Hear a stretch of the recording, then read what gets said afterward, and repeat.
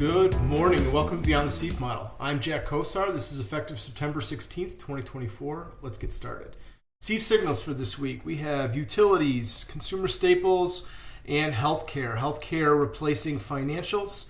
As you can see here, financials had quite a large drop-off, ranking 11 on the trading week. Still technically a favored sector in the sense that it has a score of 14, but that is being significantly held up by the tactical month and the strategic quarter. On the flip side, technology coming roaring back with a trading week of 1, kind of being held in that neutral zone by a strategic quarter and a middling tactical month.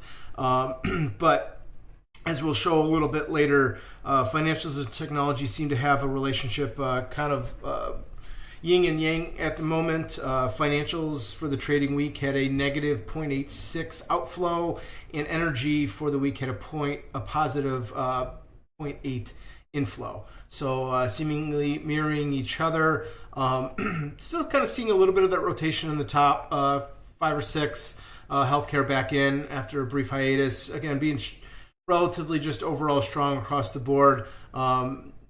And energy continues to middle down here at the bottom. Heading into our heat map, we are seeing some nice clumping of green here up at the top, which I like to see. When the model's working, we're seeing positive things in all 3 time periods. A bit muted for these 2, 3, and 4, actually in 5, due to the strength of technology. As I said, it's 0.8% inflow into tech. And then that 0.86 outflow in financials. And these just as a recap, these are the colored on individual column basis. So the strongest inflow is going to be the darkest green. The strongest outflow is going to be the darkest red, and there's going to be some kind of intermediate colors in between. Other interesting thing is we had inflows into if you take the entire sector spiders and you add them up as a group, tracking the day-to-day increases, we actually had increases every day last week, which doesn't happen very often. Normally there's a little bit of a middling in and out, but overall an increase in 2.5% for the trading week, and again showing increases all week, which was relatively strong. Wanted to kind of start off here with our rainbow charts, just kind of taking a look, financials and technology, either of them are SEAF signals, but just kind of wanted to watch the way this money is moving. I have another chart that I'm going to highlight in just a second, but seeing kind of mirroring opposite moves, money flowing into technology as we're rising from deep avoid into neutral, knocking on the door to favored, seeing a nice little relative outperformance spurt. Still has some resistance here from short term in the relative performance side. A little bit of resistance that's got to blow through in order to really kind of get up into that favored. And again, seeing that kind of reverse on the financial side, dipping down, not quite neutral yet, but seeing that relative move in the relative outperformance versus SPY for financials as money flows out pretty aggressively. What this is showing the percentage basis of what each sector is as a percentage of the pie if you were to make it into a whole 100% pie. And as you can see here, what I kind of wanted to highlight, this isn't one-to-one. These things aren't, inversely correlated at a statistical level, but just what this is showing me here is that these things are kind of working in tandem together at this moment in time. As we've been breaking down on financials, we have been increasing in technology. So what is that telling me?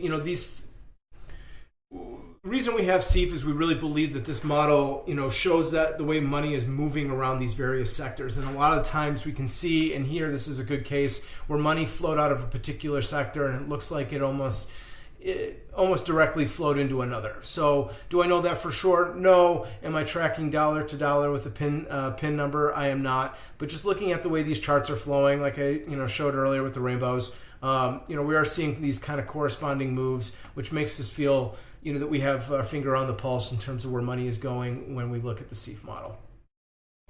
Looking at some of our other rainbow charts, Utilities staying in that nice upper favored ranking, seeing a nice outperformance trend that we've been going back to early July. A little bit dinks and doinks through here, but we are broadly moving up in this broader trend that we've had since February. So utilities continues to outperform, and we are picking up that outperformance in, as we can see here. Going into consumer staples, similar, kind of leveled out here in terms of our ranking for consumer staples. That resulted in a little bit of a turn down, but we do have a little bit of support here at the relative performance level. And again, consumer staples, relatively strong across the board, strongest in its tactical month with a ranking of 1, coming in at third on the trading week with a 0.15% move. Still respectable numbers coming into consumer staples. There's still some strength here as we sit in the nice upper favored ranking.